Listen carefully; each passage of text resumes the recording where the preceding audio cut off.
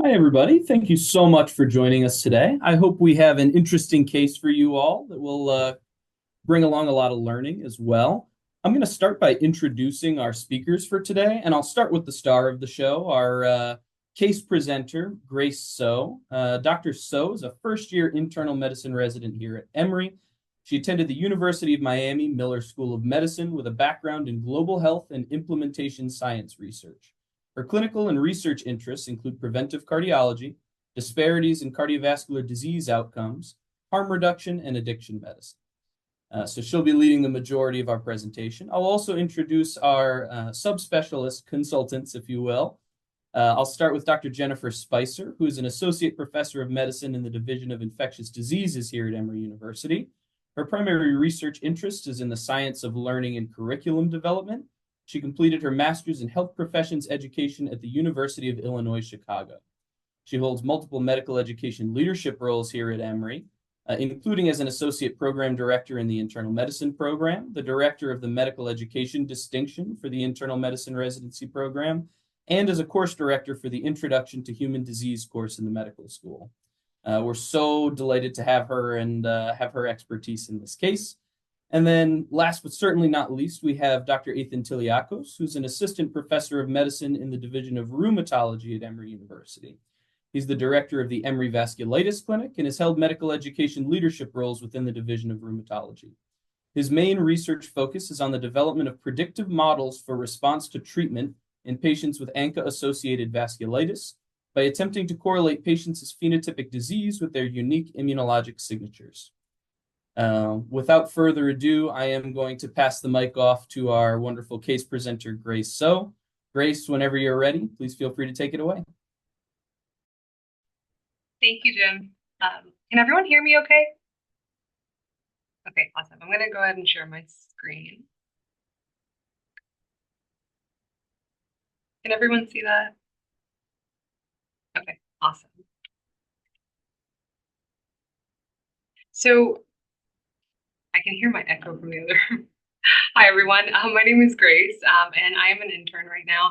And this is actually a case presentation about a patient that I met during my first month of intern year with my attendings as Dr. Krako and Dr. Janady over at one of our hospitals. And so I'm excited to present about this patient that I learned a lot from.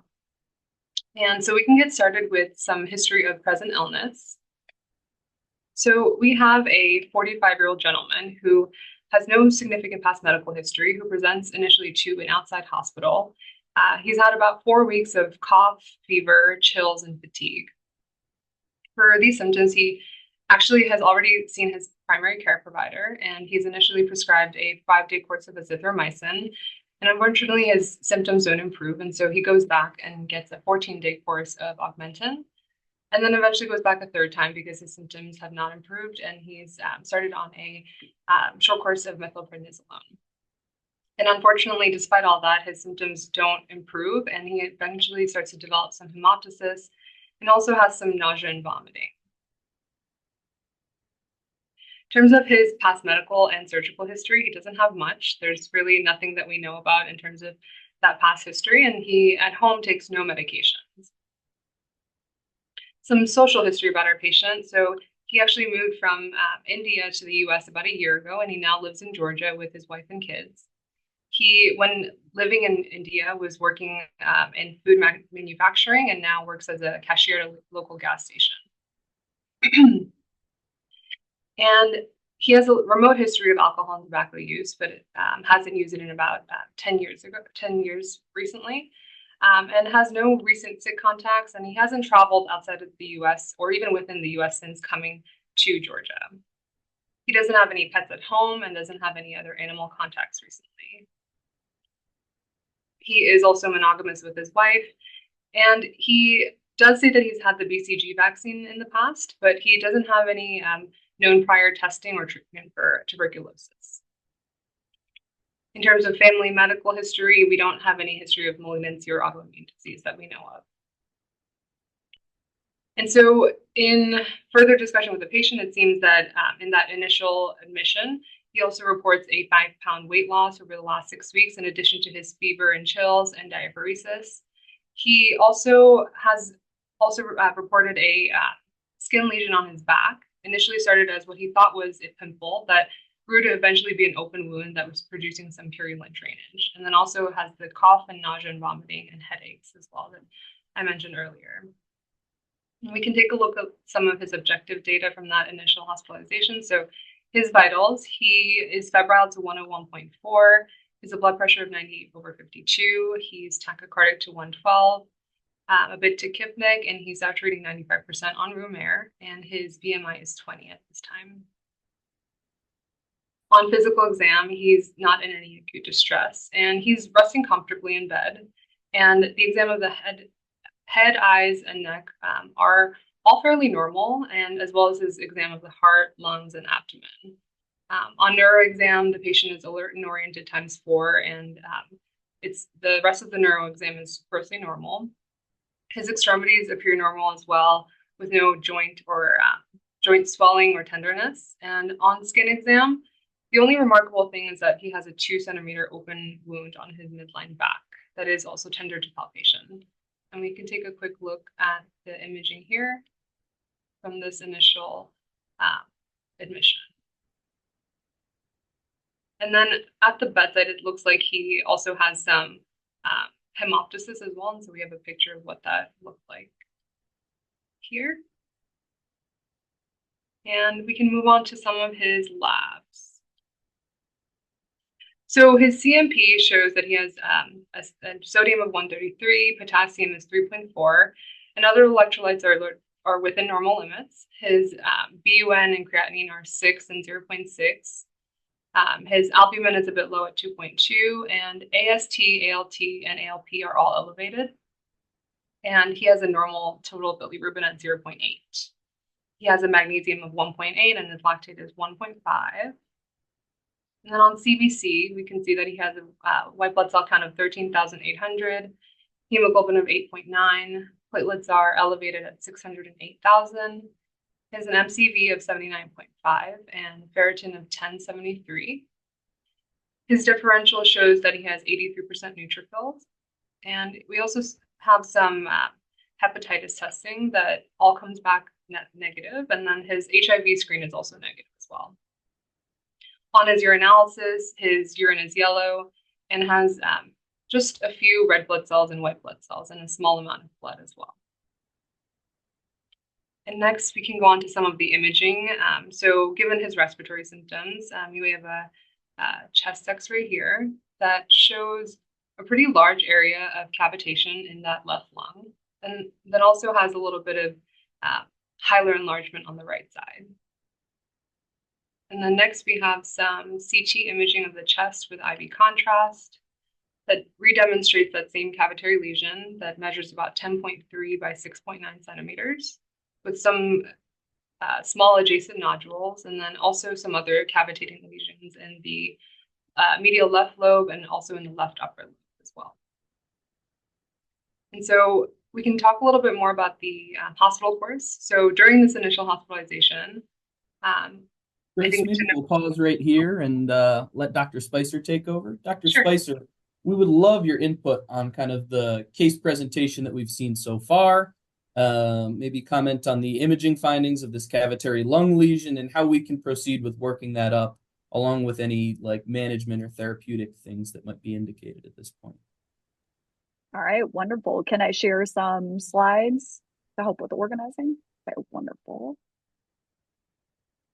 Okay, so everything look okay, Dr. Canoyer, on the screen? Okay. So as I got this initial aliquot of information, I was trying to put everything together into a problem representation to help me think about how to approach this gentleman. So we have a 45-year-old immunocompetent man who recently immigrated from India with a remote tobacco use, presenting with subacute B symptoms, multiple pulmonary cavitary lesions, and intrahepatic cholestasis based off of his lab findings. He had some other symptoms that I'm not sure whether or not they're going to play into this, like the headaches, the nausea, vomiting. Those could be something that are just happening, but also could point to something else underlying. The skin nodule, especially with the ulceration and how punched out it looks, is a little suspicious to me that it may be involved with this current process, but I'm not including that right now in the problem representation to try to focus a little bit more on the pulmonary cavitary lesions, because this is the biggest abnormality that we see thus far and has a really nice differential that we can organize our thoughts around. So whenever I'm trying to think about a structured differential, I try to approach it in a way using pathophys if possible. So how do pulmonary cavities develop? Well, ultimately, the endpoint here is tissue necrosis. And that can happen through a couple different mechanisms. It could be inflammation, either from an infection or immune-mediated inflammation that leads to necrosis, or it could be from ischemia. And that can be from a malignancy that outgrows its blood supply, and that leads to some central necrosis, or from an infarction because there's not enough blood flow that can get to the area for any reason. So here's the schema that I developed for pulmonary cavitary lesion. So obviously infectious things is my specialty. And so this is where I have a really robust differential diagnosis that I tried to focus a little bit here. This is an article I actually found when I was a resident that I found very helpful in delineating a lot of these etiologies. So we always want to think about things like septic emboli. It doesn't really fit based off of the characteristics of what the lesions look like here, but something to think about. Necrotizing pneumonia is usually from typical bacteria like Staph aureus or from gram negatives. We can have anaerobic abscesses, and then some of the higher order bacteria like actinomyces or nocardia. And especially thinking about where this gentleman is originally from, melioidosis, which is from Burkholderia pseudomallei, is a pathogen that can present similar to TB in appearance. And so something I try to keep on my differential. We always think about the mycobacteria. Obviously, TB is the first thing that we think about, especially here in Atlanta, whenever we see cavitary lung lesions, but also all of the non-tuberculous mycobacteria. There are lots of fungal organisms, all the endemic fungi. Cryptococcus, we see a lot, again, here in the Southeast. And so something we should always think about. Less commonly the molds, but can happen. And then the parasites are something that we don't see very frequently, but I always include them on the list because I find that if we don't include them, we will forget about them. These tend to be a little bit more cystic in how they present, so don't quite fit with the case, but paragonomyosis is actually something that can be seen in that area, at least in Southeast Asia, from freshwater crabs and crayfish, and can have a little bit more of a nodular appearance, but wouldn't expect it to have these types of cavities. So neoplasms, obviously lung cancer, especially squamous cell lung cancer, is something to think about, but lymphomas can present this way too. Kaposi sarcoma in people who are immunosuppressed, Langerhans cell histiocytosis and metastases. Infarction, so PE can cause huge cavities if it blocks the blood supply to an area. And then obviously the inflammatory conditions. So the vasculitides, especially the ANCA-associated vasculitides like granulomatosis with polyangiitis. And admittedly, this is where my differential probably wasn't quite as robust before this case, and something I wanted to consider what other things may present in this way. So I used Open Evidence, which if you have not explored yet, it's a wonderful AI-powered medical information platform. You can just put in a clinical question. So I asked it what autoimmune or autoinflammatory disorders can cause pulmonary cavitation. It brought up a list, including things that I had thought about. But the nice thing here is you see it has references.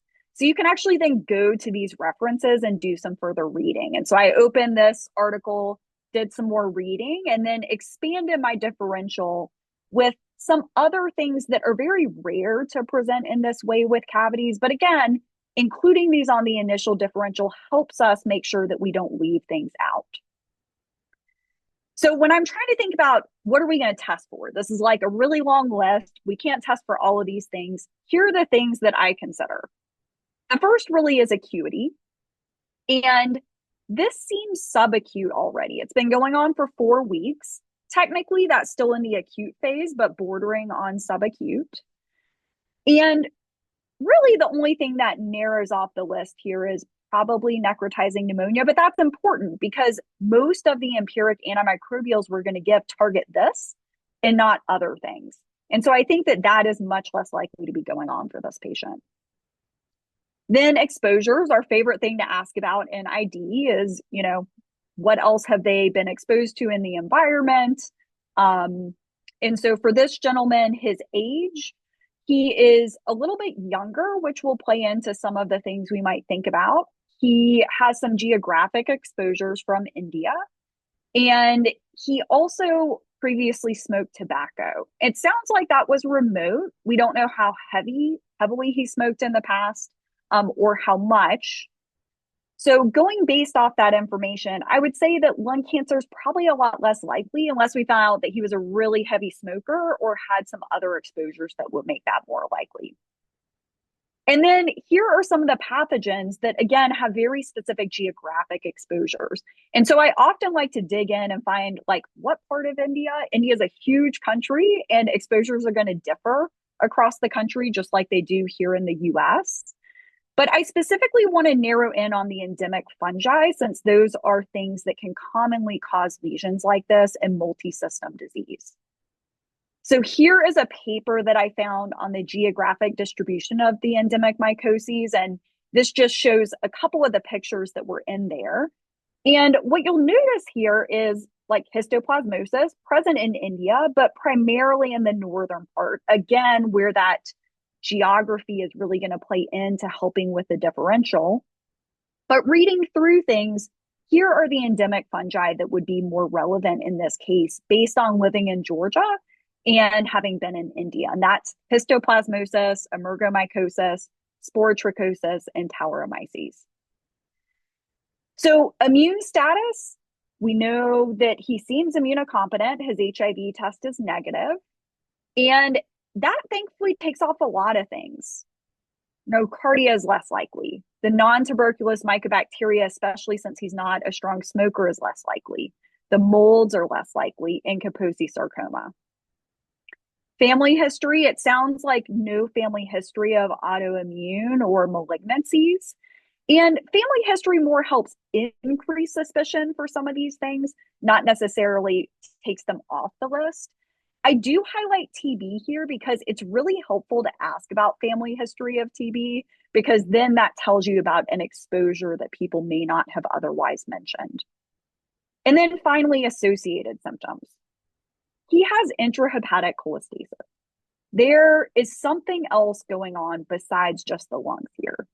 And to me, that is probably the most helpful thing on this differential, because this takes off a lot of other things that tend to be more localized to the lungs. And so ultimately, what should we do next? I would say we should discuss with a lot of different experts and get their input. Radiology, I love going down to radiology. They can help you narrow your differential a lot. I think talking to Palm, and we're going to need them to help sample and getting their thoughts on the case. Talking to Room about what tests are worth sending, and maybe Derm about that skin lesion. It looks a little different than a typical skin lesion being punched out like that. There's lots of non-invasive tests we can send. We should see if he's ever been exposed to tuberculosis, but recognize that a negative test does not rule out that this could be tuberculosis. Send off some of the fungal antigens, probably some initial rheumatologic workup. And the headaches make me wonder if we should be getting a lumbar puncture in this gentleman. And then finally, we should get a bronchoscopy, send for bacterial fungal AFB cultures, an MTB PCR, and then do a biopsy of tissue. The lungs ideally, but we could do the skin. And if nothing else or nothing comes back, we could even consider the liver with his abnormalities. Can be a high yield organ. So should we start empiric therapy? I usually think, are they sick and are they immunocompromised? And that helps me decide what kind of therapy to start. Do I need to start really broad in somebody, or can I hold therapy and watch for a while? Our gentleman is immunocompetent as far as we know, and so I would put him down in this category. And so I think we could consider starting some therapy depending on what comes back. And the main thing I would consider here is whether or not we should start TB therapy, because everything else here is going to come back in a period of time that will be helpful. And so starting TB therapy is it's often going to take a while for the TB cultures to come back. And so we can start therapy and monitor him if we think he's high risk enough, depending on what initial tests show. And in fact, in the guidelines, there's guidance about culture negative TB. And then we evaluate the response and see how they do. So depending on what the initial tests show, I think that this would be a reasonable thing to start in this patient. Dr. Spicer, thank you so much. That was absolutely phenomenal. Really helped set us up for the next aliquot of the case. Grace, we would love to hear a little bit more about what happened on this initial admission to an outside hospital, and then maybe a little bit about what happened next. Of course, let me share my slides quickly again. Does that look okay? Okay, awesome. So a little bit about his hospital course from here on out. So some of the things that Dr. Spicer mentioned. So of course, ID was consulted and initially recommended treatment with empiric RIPE therapy. The patient has started on that, and there's also a bunch of other additional workup that is ordered at this time. And then by day 3 of admission, some of the transaminitis and the elevated alk-phos that he has on initial admission has now resolved. And by day 5, he has about a 30-minute episode of heart rates in the 220s. And at the time, EKG is consistent with an SVT. His blood pressure at the time is stable, and he receives 5 milligrams of IV metoprolol and then resolves to sinus tachycardia. By day 8, the interventional radiology team is consulted for a biopsy of that lung lesion, and ultimately the decision is made to defer the CT-guided biopsy with IR, and they recommended a bronchoscopy with palm. And at this time, the patient continues to fever despite the RIPE therapy that started. And by day 11, the bronchoscopy is performed with our pulmonology colleagues, and there is a BAL of the left upper lobe and the left lower lobe. And at this point, the patient's feeling a lot better. His heart rate is improving. He's no longer tachycardic, and his cough is also resolving as well. And by day 12, the patient is eventually discharged on that treatment with RIPE, and there's plans for close follow-up with the local health. And we can go into a little bit of the additional workup that ID had recommended. And so his blood cultures have no growth to date at the time of discharge. The respiratory cultures from different time points don't show too much. Some few white blood cells and some like rare GNRs, few GPCs. And then the AFP sputum cultures ×2 are negative at the time of discharge as well. The MTB PCR and the IGRA are also negative or indeterminate. And then the fungal and endemic mycosis workup is all negative as well. And then there's also a pneumonia pathogen panel that is also sent out, and it's also negative. And then the bronchoscopy that's done with pulmonology, the report shows that he has a large amount of thick white mucus plugging throughout the airway. And he's also found to have some grossly abnormal appearing bronchial membrane on both sides, particularly on the left lower lobe and left upper lobe as well. And from that bronchoscopy, we have some results as well. So the AFB culture, the fungal culture, and the from the bronchoscopy don't have any growth at the time of discharge. And there's 2 colonies of Candida albicans that are thought to be contaminant, and the BAL gram stain and the fungal stain are also negative as well. There's also a biopsy that's sent out for cytopathology, and it shows some acute and chronic inflammation, but there's no organisms that are detected on the special stains that are sent out as well. And then the biopsy is also negative for granuloma or malignancy.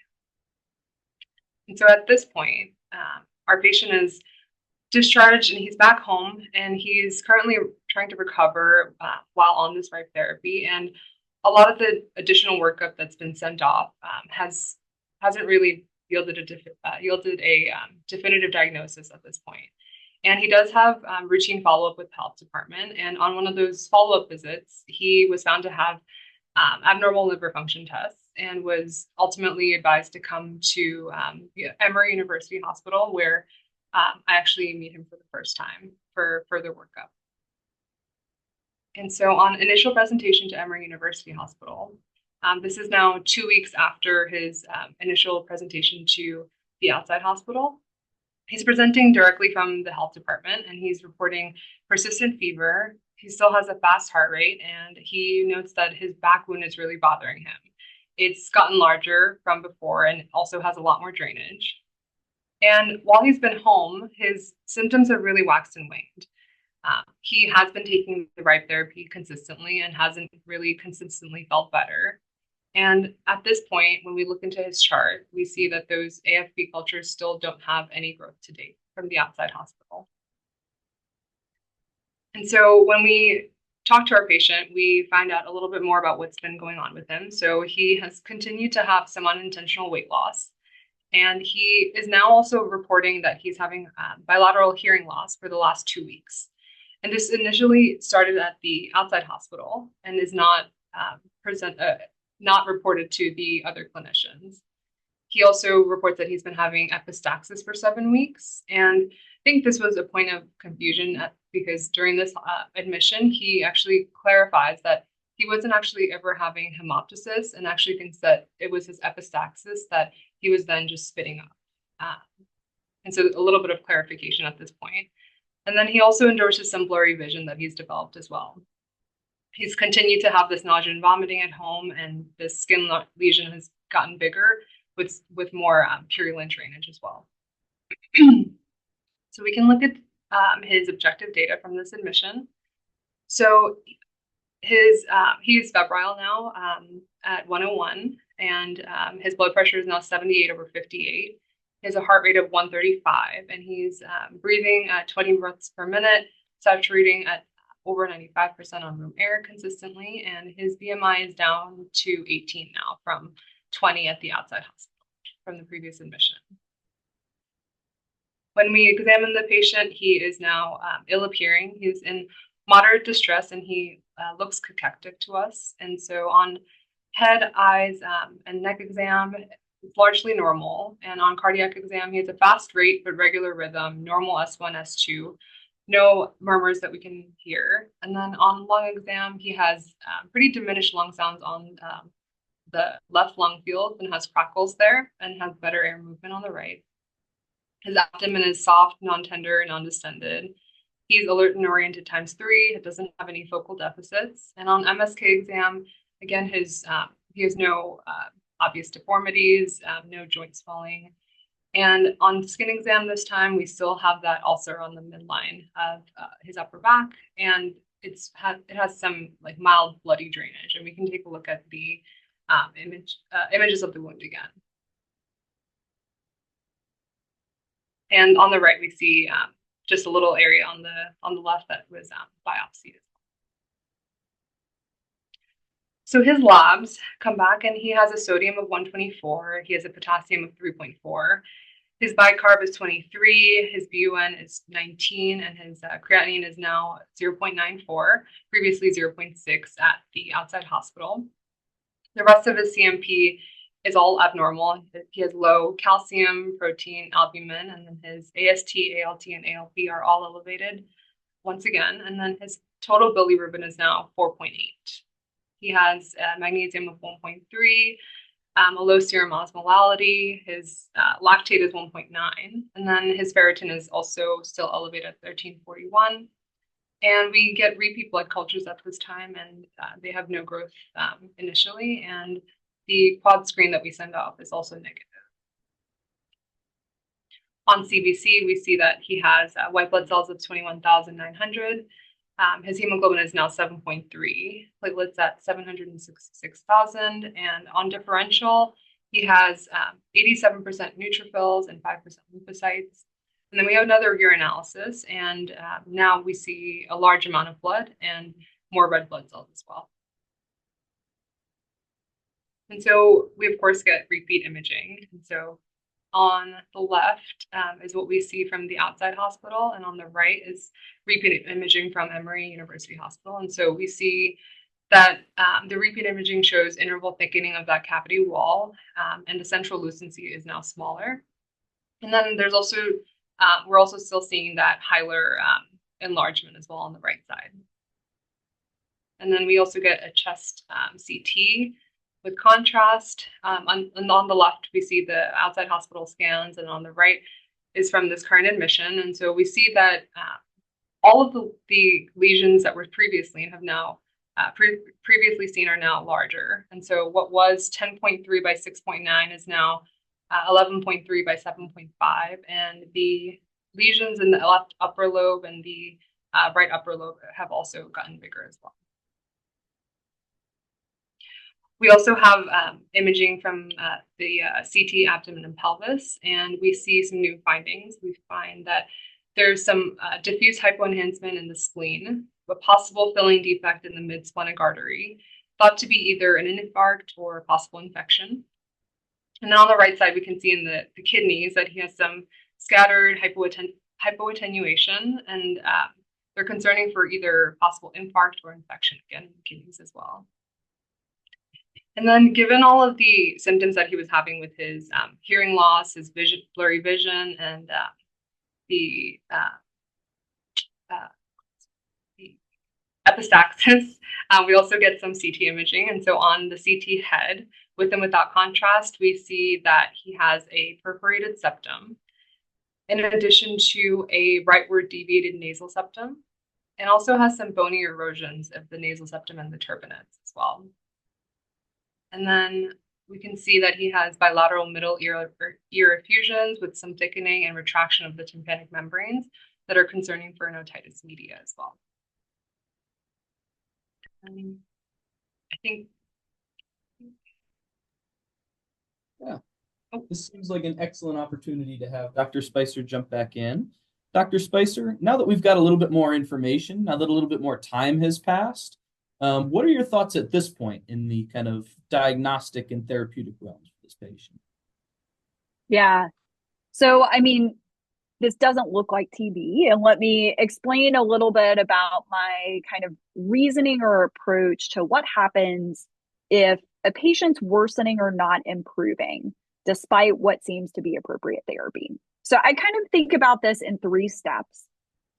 The first is, what is the expected course for a patient on treatment? What's the natural history of the disease with treatment? How long does it take for symptoms to resolve? So, for example, with tuberculosis, it can take up to 2 months, potentially even, for all of the symptoms to resolve. It takes at least a week or 2 to start to see improvement. And so that's not necessarily out of the realm. However, he clearly has a lot of worsening. We will get to that in some new symptoms. The other thing I always ask is, could patients actually have some kind of paradoxical reaction or some type of worsening with therapy? We see this with chemotherapy, right? We give people chemotherapy, they're going to get a little worse. We're going to see the tumor get worse. Imaging often gets worse in conditions before it gets better. With tuberculosis in particular, we can see paradoxical reactions that are going to show worsening after treatment before patients get better.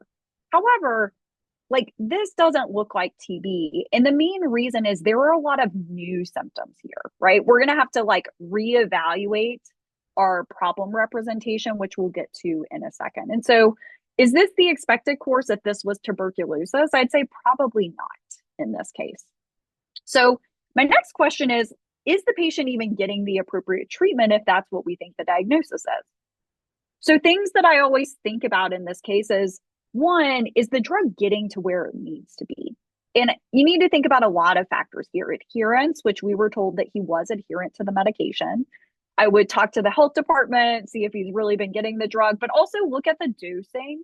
You can often get drug levels in patients to see what is the drug level. Is it at the appropriate level in the blood? And we often do that for things like tuberculosis. And then are there drug interactions that may be decreasing the amount of drug that the patient's getting or seeing? That could be drug interactions with absorption, if they're taking it with things that complex with the drug, or drug interactions with metabolism. And then I think, is it the correct drug? is it a drug that gets to the site of action? Does it distribute to the site, right? We know that there are some antimicrobials that can't get to the CNS. And so we often have to think about that, is making sure that people have the right drug. And then we need to think about resistance. So for example, could this patient have multi-drug resistant tuberculosis? Again, we have no reason to think that. Plus, as I am about to get to, this doesn't really fit anymore with the illness script. But I'd say it seems like he's getting appropriate treatment if we thought that this was tuberculosis. So he's probably getting appropriate treatment for presumed TB. But ultimately, the question is, do we have the wrong diagnosis? And I think we do here. Things that I look at and evaluate in this case, first I think about what did we use to diagnose the disease, right? We always have a diagnosis when somebody gets admitted, but how was that diagnosis made? So in this gentleman, it was made based on epidemiology. It wasn't wrong to start TB therapy. Often we need to start empiric therapy if we have no other answer. And so that's not wrong to start it and see what happens. But there are a couple things in this case that really point away from tuberculosis even from the start. And those things are, we don't necessarily have a quantiferon showing exposure. It was indeterminate, which just means that he wasn't mounting enough of an immune response. But we aren't even sure that he was ever exposed to tuberculosis in the past. With a cavity that big, I would expect a bronch specimen to be smear positive or at least to be PCR positive, right? Cavities are full of organisms. And so I would expect those tests to be positive in this case. Now, they're not always positive in TB. There's lots of cases of smear negative TB and even PCR negative TB. But in this case, with that cavity, I would expect those things to be positive. And so I don't think that our diagnostic testing supported that diagnosis probably from the beginning. Again, things can happen. It's not wrong to start therapy and see what happens. But ultimately, the question is, are there findings that don't fit? And I think that now that we have more information, the answer is yes. I think up front, it was hard, right? A lot of that information really did fit reasonably with tuberculosis. We can see liver disease with it. We can see meningitis with it. We can see cavities. But now we have a lot of other things on the illness script that tell us that we probably have the wrong diagnosis here. So ultimately now we have someone who has some kind of subacute multi-organ system inflammatory process. And honestly, it's involving almost every organ system. I imagine his fast heart rate and his arrhythmias are actually probably due to involvement of his myocardium by whatever process this is. He has some evidence of liver involvement, some bowel involvement. We saw the nasal septal perforation, so it's both upper and lower respiratory tract. He was having the headache, so I suspect he has CNS involvement.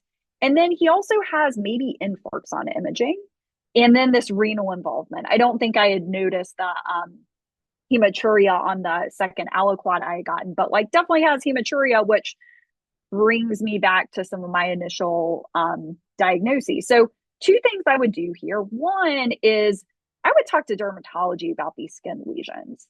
I mean, this is a very unusual appearing skin lesion that's punched out, which always makes me think a little bit more about an immune mediated process. And so having them on board would be really helpful to biopsy or take a look at that or get their differential. And then ultimately, the nasal septal perforation really brings us back to granulomatosis with polyangiitis, right? That's a classic. Thinking about the upper respiratory tract with this is something that would classically make us think about that. But we should also discuss with ENT, right? We don't want to anchor on a diagnosis. ENT could tell us what things would fit with nasal septal perforation and tympanic membrane perforation and talking to them. So, looking at this case and the things that we talked about, I really think that this fits more with a vasculitis picture than almost anything else. We've had tests that rule out pretty much all of the infections. And so that's what I would suspect. And I think this is a time where I would call rheumatology and have a conversation with them And I think it would be important for ID and rheumatology to talk together because their first question is going to be, is it okay to immunosuppress this person? Right. And so we need to explain our rationale for why TB therapy was started, but why we think that that is no longer appropriate now. And I think the illness script really fits really well with the vasculitis. But I typically think of kidneys, upper and lower respiratory tract. Some of these other findings aren't things that I necessarily have in my illness script. And so I would have to sit down and talk to them and make sure that it fit their illness script and experience with it. Dr. Spicer, again, thank you so much. That's so helpful. As we've gathered all this information, initially our presentation fit in a lot of ways with a potential tuberculosis picture, but now things have evolved. We've gained more data. And so, Grace, I'm going to turn it back over to you to deliver our last major aliquot. So we'll get a little bit more information. Sounds good. Let's see. Okay, so we have our slides back up. And so we do end up talking to our ENT colleagues to get a little bit more information about the septal perforation. And so on ENT exam, our colleagues find that on otoscopic exam, he has multiple tympanic membrane perforations in the right ear, as well as a large perforation as well in the left ear. And then on nasal exam, they see that right septal deviation and also multiple perforations in the nasal septum as well. And then a little bit about some of the findings that we have over the next few days. So on day 2 of admission, we have one of our wonderful nurses tells me that the morning of day 2 of admission that the patient developed some pain in his feet and his hands around 10 p.m. last night. And so when I go to see the patient, he has since developed this new rash on his hands and legs that look like, I would say, like violaceous petechiae. They're not raised, and the patient describes it as like a burning pain on his extremities, and it's quite painful to palpation. And by day 3, when we see him again, the rash has definitely gotten worse, and it's expanded, moving up his legs, and it's pretty, I would say, limited to his hands, and it's just now beginning to look more vesicular, and it's a lot more painful as well, and it's bothering him with a lot of itching as well. So this was definitely new for us. I think one of the questions when Jim and I were looking through some of the notes from this hospitalization was this a rash that we missed on the first day of admission? And I think looking back at all of our documentation, especially with our derm colleagues, and we actually found an image from day 1 that was an image of his leg. And so I think we can say for certain that this was not present on the first day of admission. And so we can talk a little bit about some of the hospital course things that happen over the next few days. So he's been evaluated by ENT and derm, and they take biopsies of the nasal septum, as well as the back lesion and also the rash on the distal extremities by day 2. And then on day 3, the interventional pulmonology team is able to do a bronchoscopy and take a biopsy of that cavitary lesion. And by day 5, we actually have results back already. And so we can look at those biopsy results. So in the lungs, in that left lower lobe, we find some necrotic debris, and there's no malignancy there as well. And then in the right lung, we have some extensive granulation tissue, a lot of inflammation, and some granulomas and scattered eosinophils. And then the stains that are done for the biopsy are negative for any fungal organisms as well. And then from our derm colleagues, we have the biopsies of his skin. So the upper back lesion shows some lymphohistiocytic infiltrate, and the stained sections are negative for any mycobacterial or fungal organisms again. And then that right leg biopsy is consistent with the small vessel vasculitis.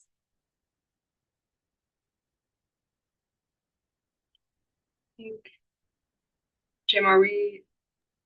This seems like a good opportunity to jump into our final subspecialist speaker. Dr. Tiliakos, maybe you could tell us a little bit about your thoughts regarding the most recent developments, as well as maybe a therapeutic plan for this patient going forward.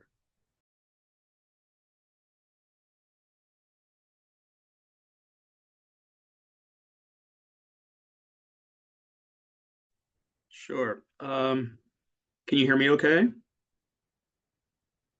Okay.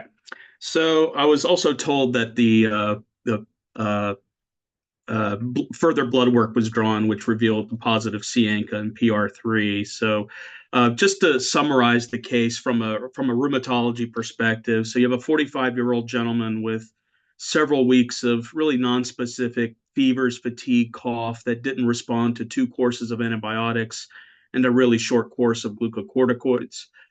There was progressively worsening symptoms that eventually led to a hospitalization. CT imaging at that time revealed cavitary lung lesions, which led to empiric treatment for TB. Then there was a readmission for persistent fevers, tachycardia, hypotension, um, and increased LFTs with a negative infectious workup to that point.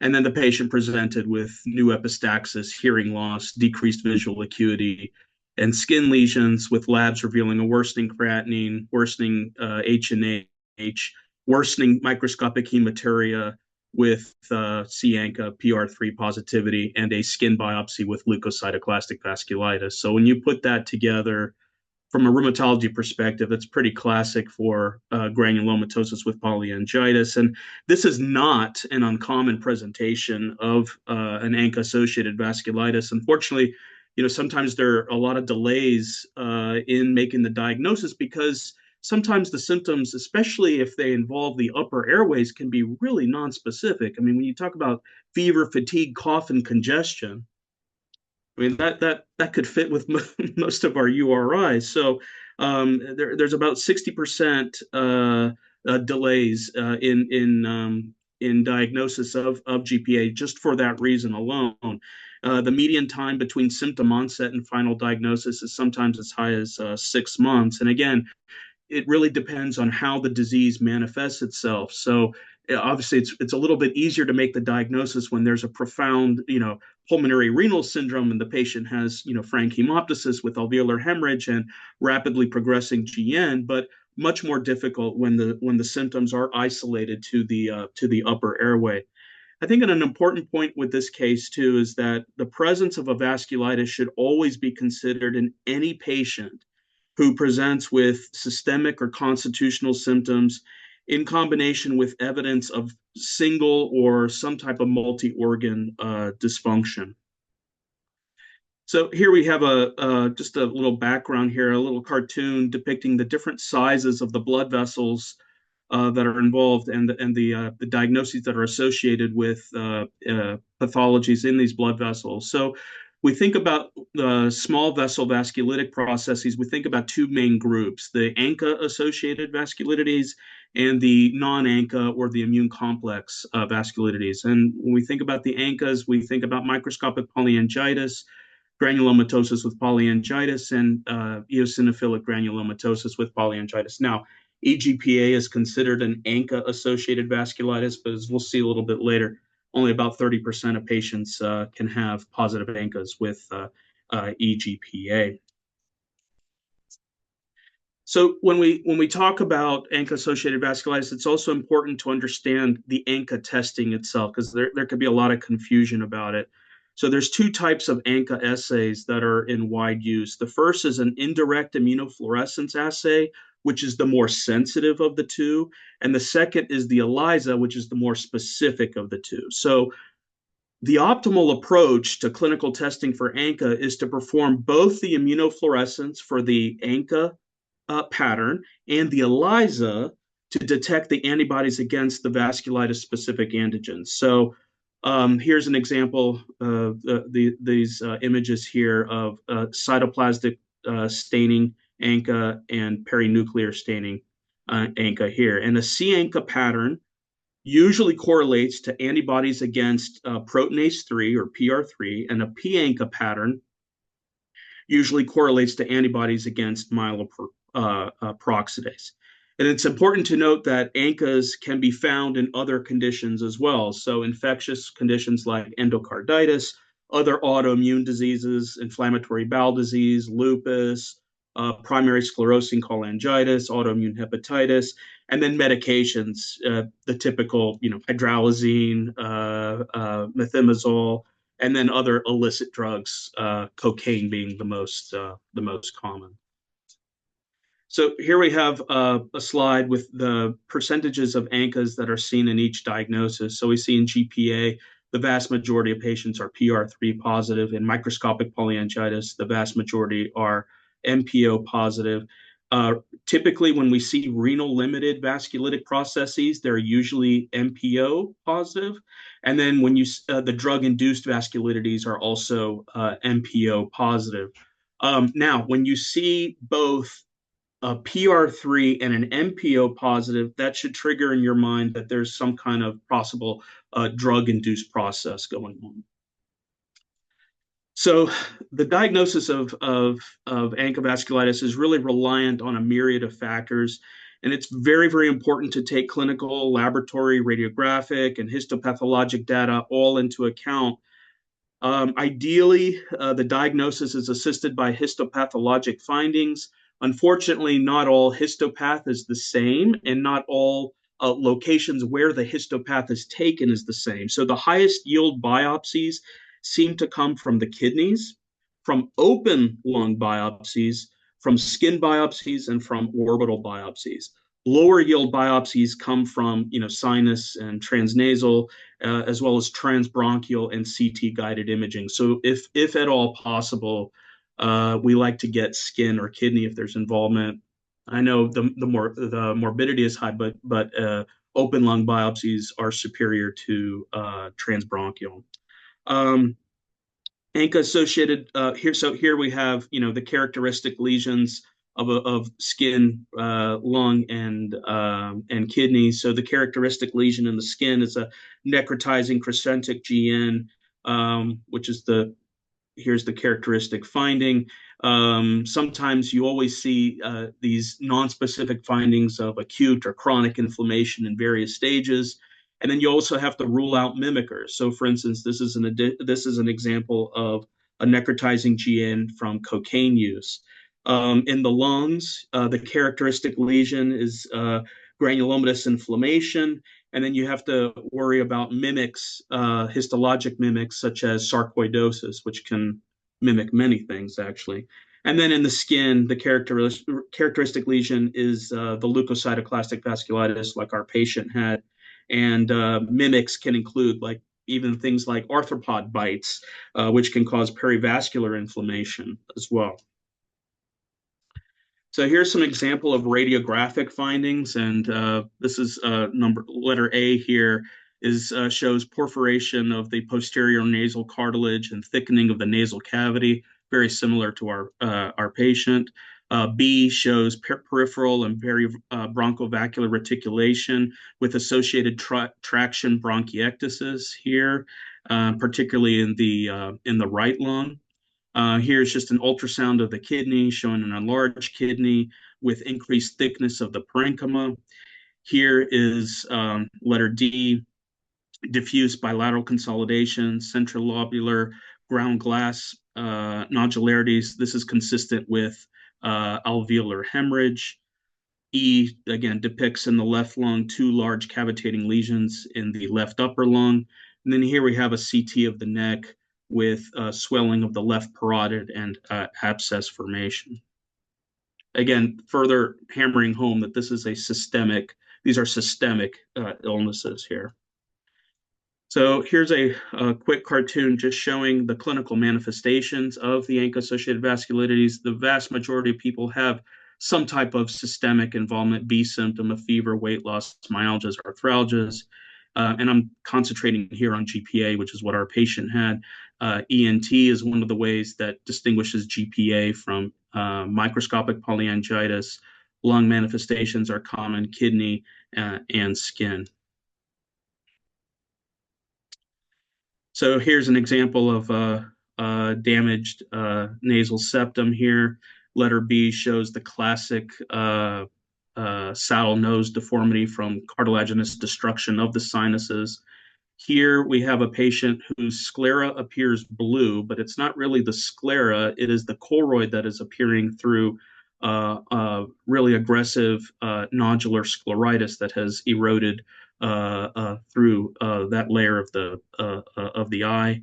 Here we have one of the more challenging manifestations to treat, which is the subglottic stenosis. So you have thickened, inflamed subglottic tissue here, and then E and F show sort of the classic skin lesions that we would see with a small vessel vasculating process. Just a few more pictures. You can see this gentleman's nasal cavity is destroyed. He also has this ulceration in the midline hard palate. Here we have orbital destruction. You can see this large area of entry from the eye here with radiographic evidence of destruction of the nasal cavity, nasal orbital cavities. This is a less recognized manifestation, but I think it's important. We've gotten a few consults over the last 2 years for this what we call strawberry gingivitis, which is this granulomatous inflammation of the gingiva, and we've received several of these consults from our colleagues in OMFS here, and they can be quite aggressive, eroding into the dental enamel and causing significant bleeding as well. This is just as an example of classification criteria for GPA that was a collaboration between the American College of Rheumatology and the European colleagues. And this classification criteria is not meant to be diagnostic in any way, but it is purely meant to be how to categorize patients for research purposes. And these are to be used when you already have a diagnosis of a small or medium vessel vasculitis. But I think it's an interesting exercise to go through. You could see what is viewed as important in these categories. So, and it's a point system, and you need a score of greater than or equal to 5 to be able to categorize somebody as GPA. So nasal involvement will give you 3 points. Cartilaginous involvement of the ear, nose, hoarse voice, stridor, endobronchial involvement, saddle nose deformity gives you 2. And then conductive or sensory neural hearing loss, which I believe what our patient had, will also give you a point. And then positive tests for ANCA, C-ANCA will give you +5. And then some of the other factors that take away points, so positive tests for P-ANCA and MPO will take away a point, since those are more commonly seen in microscopic polyangiitis. And then when you have high eosinophil counts, it takes away 4 points, again, to try to help distinguish it between GPA and eGPA. Finally, just to touch on a little bit of treatment, and over the last 10 to 15 years, we've really seen a lot of changes in a paradigm shift in how we treat GPA. So we typically classify GPA as limited versus systemic, and limited usually means upper, sinus to upper airway disease. When you have sinus to upper airway disease, sometimes you can start with milder therapies, such as with methotrexate. But in systemic disease, like our patient, really you start off with either with high-dose steroids and either rituximab or high-dose cyclophosphamide. Rituximab is much less toxic than cyclophosphamide and is non-inferior. So 2 studies in 2010 that came out, the RAVE and the Rituxavast trials, both showed non-inferiority of rituximab when compared to cyclophosphamide. And that was a game changer, since Cytoxan, again, has a lot of toxicity, including cytopenias, hemorrhagic cystitis, bladder cancer, gonadal failure, et cetera. So typically we induce with high-dose glucocorticoids in either rituximab or cyclophosphamide. There is a lot of, debate as far as does one use plasma exchange, and it's quite controversial. But the earlier MEPEX study showed that the rate of renal recovery was a little bit better in patients who received Plex, but a more recent Pexivast study sort of threw shade onto that belief. And so that study really showed no benefit from a glomerulonephritis. or alveolar hemorrhage standpoint. We also have a new drug on the market called avacopan, and this is a C5 receptor inhibitor. And before, it always used to be thought that ANCA-associated vasculitis was a posse immune process, but we now know that complement plays a larger role, particularly in kidney disease. So avacopan is an inhibitor, and right now it's sort of we don't really know how which are the best patients to use it for and in what scenario. But the studies were done with patients with renal disease, and it was an attempt to allow us to taper off of glucocorticoids quicker. So there is some use for it, but it's still to be determined. So once you've achieved remission, then we go into what we call the maintenance phase. And studies have really shown that low doses of rituximab, so anywhere between 500 to 1,000 milligrams of rituximab, given every 6 months, seems to decrease flares. There's a little bit of debate right now in the literature for how long do you maintain. Some have argued for up to 4 years of maintenance therapy. Now, if you do not respond to induction therapy, then we would either reinduce with rituximab or switch from rituximab to cyclophosphamide, or if you use cyclophosphamide first, switching to rituximab. But that's treatment in a nutshell. And Jim, I'll leave it to you. Sure. There. Thank you so much for that overview. That's super, Sure. super helpful. We are going to move quickly through our last couple of wrap-up slides here, and then I'm more than happy to hang out afterwards and answer any questions that y'all might have.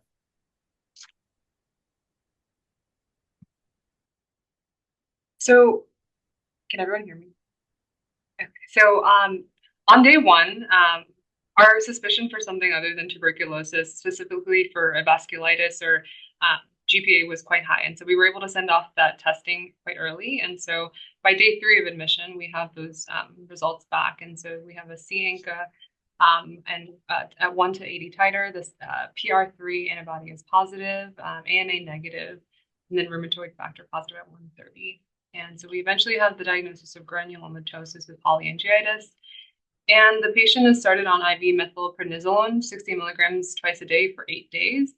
And he's eventually discharged on PO prednisone for 60 milligrams, and then he's eventually tapered off. And then in that hospitalization, he's also started on a infusion of rituximab with plans for repeat follow-up in the future. And these are some of the images that we have from when he represents for the rituximab infusion. And just a quick thank you to our attendings, Dr. Krako and Janady, and the senior residents, Joe Colarelli and Evan Heiderscheit, and then everyone else who was able to help with putting the slides together. Can I ask, the LFT abnormalities are a little bit unusual to me. I didn't know if anything came from that because liver manifestations in GPA are exceedingly rare, not impossible, but rare, like case report rare. So I didn't know if any more workup came from that. As far as I'm aware, there was no additional workup there. I think it was odd in that his initial presentation to the outside hospital showed a mild transaminitis. And then his representation actually initially was attributed maybe to like too much anti-tuberculous therapy. That was never fully explored. And again, those liver enzymes kind of self-resolved within a couple of days, but there wasn't any liver biopsy or anything to kind of definitively point to a vasculitic process or otherwise. And the kidney? There was a lot of discussion with our nephrology colleagues about possibly getting a kidney biopsy given the good yield for diagnosis. But I think at the time, we were waiting on starting treatment before the biopsy, and so ultimately decided to treat.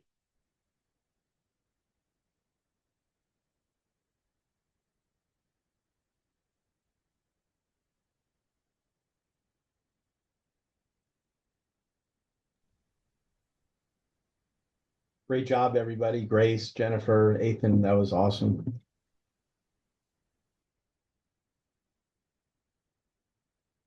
All right. Thanks, everyone. I think, Jim, if you want to stay on and see if there are any additional questions, but because we're right at 107, I'm going to wrap this one up. Have a great day, everyone.